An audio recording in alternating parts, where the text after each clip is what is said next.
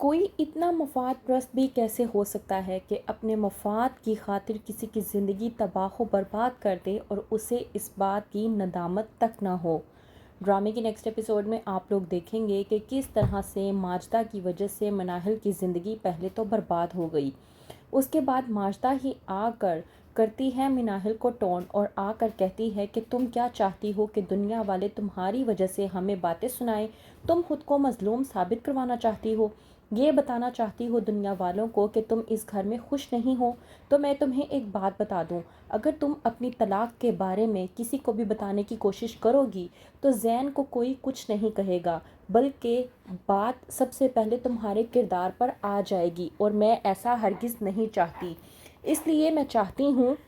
کہ تم، جس نے ساری زندگی میرے ساتھ اسی گھر میں رہنا ہے، کوئی تیسرا یہاں نہیں آئے گا کہ چھان بین کر سکے کہ تمہارے ساتھ کیا ہوا اور کیا نہیں۔ اس لیے بہتر یہ ہے کہ کوئی اگر تم سے پوچھنے کی کوشش بھی کرے تو اسے صاف جواب دے دو، اور کسی کو بتانے کی ضرورت نہیں ہے کہ تمہاری زین کے ساتھ طلاق ہو چکی ہے۔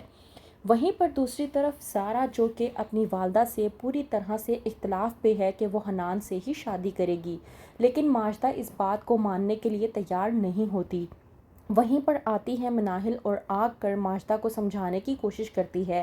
کہ اگر وہ ضد پر ہے تو آپ اپنی ضد ختم کر دیں، کیونکہ اگر آپ کانٹوں میں اپنے دامن کو الجھائیں گی تو آپ کا دامن صرف اور صرف داغدار رہ جائے گا، آپ کے پاس اس کے علاوہ اور کچھ نہیں بچے گا۔ بہتر یہ ہے کہ اس کی خوشی جس میں ہے، آپ اس کی شادی اس سے کروا کر اسے اس کی خوشی دے دیں، اس طرح آپ بھی خوش ہو جائیں گی۔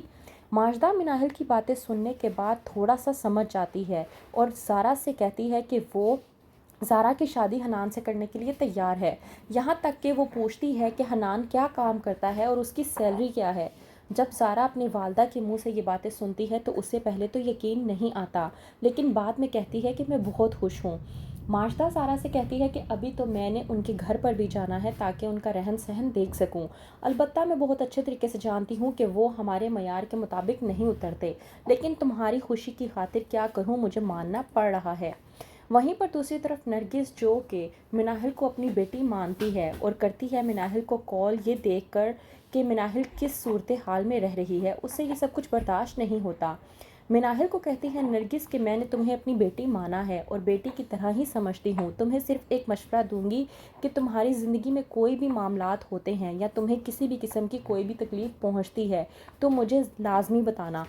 کچھ اور نہیں تو کم از کم اپنی ماں سمجھ کر، بیٹا میں تمہاری ہر تکلیف میں تمہارے ساتھ ہوں۔ لیکن مناہل، جو کہ نرگس کو بتاتے بتاتے رک جاتی ہے، اسے اپنی پھپھو ماجدہ کی باتیں یاد آ جاتی ہیں، اس لیے وہ نرگس سے کوئی بھی بات نہیں کرتی۔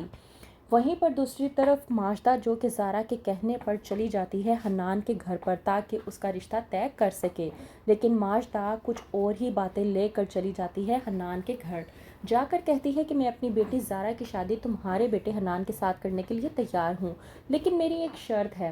عارفہ، جو کہ ماجدہ کی بات سنے بغیر کہہ دیتی ہے کہ مجھے آپ کی ساری شرطیں منظور ہیں۔ وہیں پر جب کہتی ہے ماجدہ کہ میری شرط یہ ہے کہ آپ میری بیٹی زارا کے حق مہر میں اپنی دکانیں لکھیں گے